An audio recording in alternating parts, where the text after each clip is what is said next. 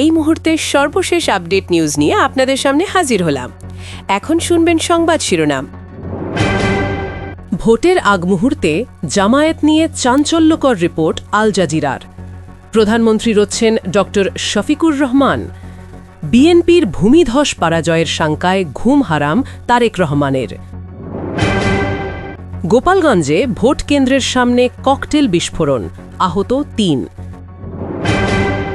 আরও জানাবো, পছন্দের প্রার্থীকে ভোট দিয়ে খুশি ১১০ বছরের বৃদ্ধ হাফিজু। আপনারা দেখছেন লাইভ নিউজ বাংলা। এতক্ষণ দেখছিলেন সংবাদ শিরোনাম, এখন দেখুন বিস্তারিত। আজ ১১ ফেব্রুয়ারি বুধবার। আগামীকাল সকাল থেকেই শুরু হচ্ছে ভোট গ্রহণ। আর ঠিক এই সময়ে কাতার ভিত্তিক বিশ্বখ্যাত গণমাধ্যম আল জাজিরা প্রকাশ করেছে একটি প্রতিবেদন, যা বাংলাদেশের নির্বাচনী সমীকরণে বড় ধরনের আলোড়ন তুলেছে। তাদের শিরোনাম, বাংলাদেশের জামায়াত নেতা শফিকুর রহমান এমন একজন ব্যক্তি যার সঙ্গে এখন সবাই দেখা করতে আগ্রহী। রিপোর্টে উল্লেখ করা হয়েছে যে এলিট শ্রেণী এবং বিদেশি কূটনৈতিকরা এতদিন জামায়াতকে এড়িয়ে চলতেন, তারাই এখন শফিকুর রহমানের সঙ্গে সাক্ষাতের জন্য আগ্রহ দেখাচ্ছেন। নির্বাচনের ঠিক আগ মুহূর্তে আল জাজিরার এই প্রতিবেদন রাজনৈতিক অঙ্গনে নতুন মাত্রা যোগ করেছে। বিএনপিকে কার্যত আলোচনার বাইরে রেখে আন্তর্জাতিক পরিমণ্ডলে জামায়াতে ইসলামী এবং ডক্টর শফিকুর রহমানকে ইতিবাচকভাবে উপস্থাপন করা হয়েছে।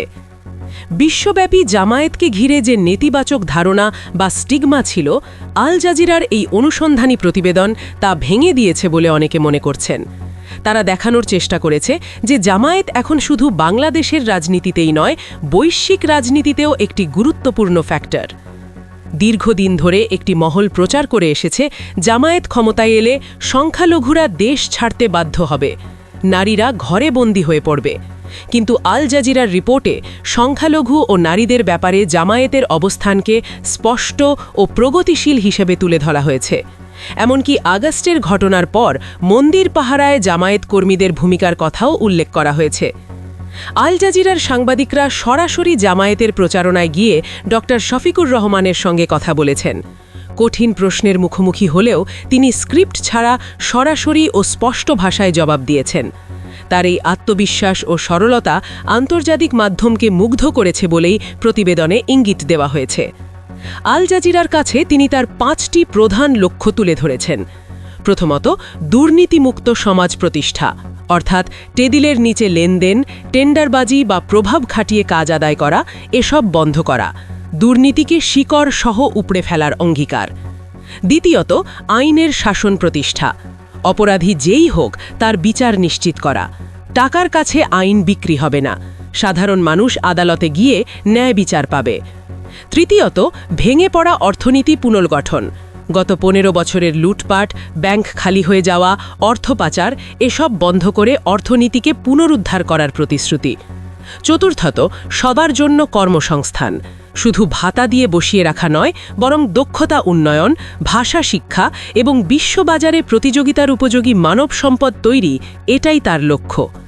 পঞ্চমত, নারীর মর্যাদা ও নিরাপত্তা নিশ্চিত করা, কর্মক্ষেত্রে হয়রানি, রাস্তাঘাটে অনিরাপত্তা, এসবের অবসান ঘটিয়ে নারীদের জন্য নিরাপদ পরিবেশ গড়ে তোলার অঙ্গীকার।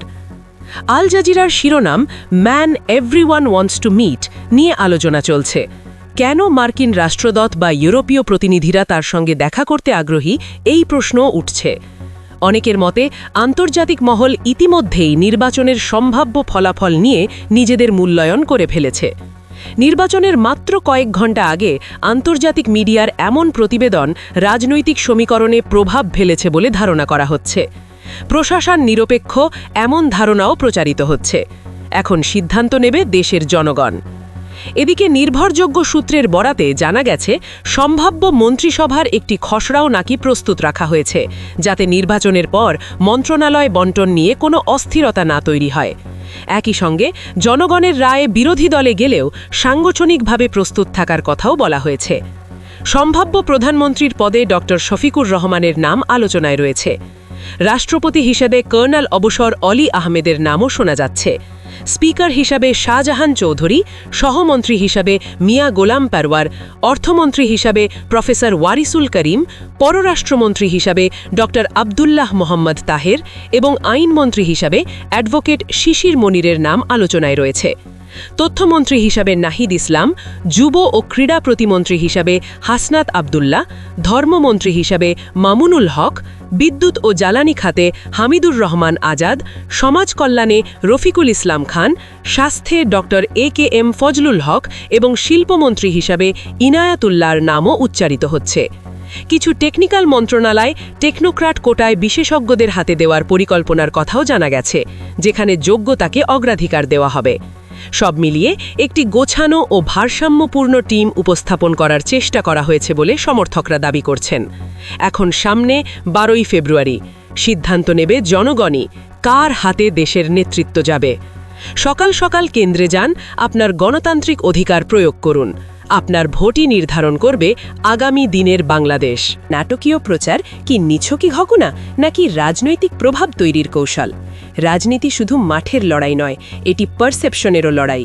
একজন নেতা যদি নির্দোষ হন, তবে তার কণ্ঠে থাকতে হবে সেই দৃঢ়তা, মাথা উঁচু করে সত্য বলার সাহস থাকতে হবে। কারণ বাস্তবতা হলো, জনগণ এখন আগের চেয়ে অনেক বেশি সচেতন। তারা খবর দেখে, বিশ্লেষণ করে, তুলনা করে। একপাক্ষিক প্রচারণা দিয়ে আর সহজে জনমত বদলানো যায় না। এই ঘটনার আরেকটি দিকও আছে, নেতৃত্বের মানসিক দৃঢ়তা। বিপদের সময় নেতার আত্মবিশ্বাস কর্মীদের মনোবল নির্ধারণ করে। একজন জেলা নেতা যদি ক্যামেরার সামনে দুর্বল দেখান, তৃণমূল কর্মীরাও বিভ্রান্ত হয়। অথচ নেতৃত্ব মানে শুধু সংগঠন চালানো নয়, সংকটের সামনে দাঁড়ানো নেতৃত্বের অংশ।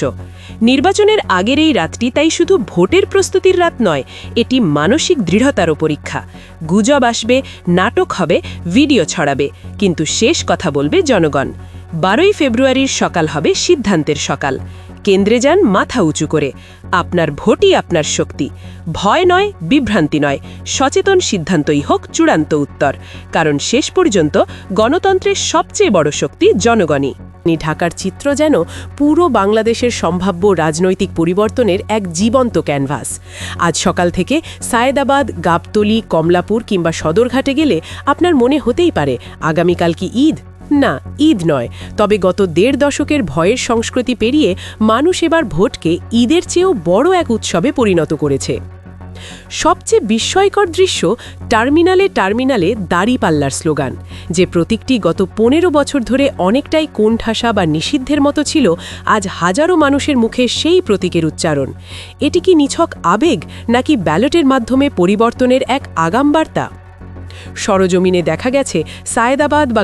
সবার আগে সর্বশেষ আপডেট নিউজ দেখতে সাবস্ক্রাইব করে আমাদের চ্যানেলের সাথেই থাকুন। আমাদের নিউজ ভালো লাগলে লাইক, কমেন্টস ও শেয়ার করুন। ধন্যবাদ সকলকে।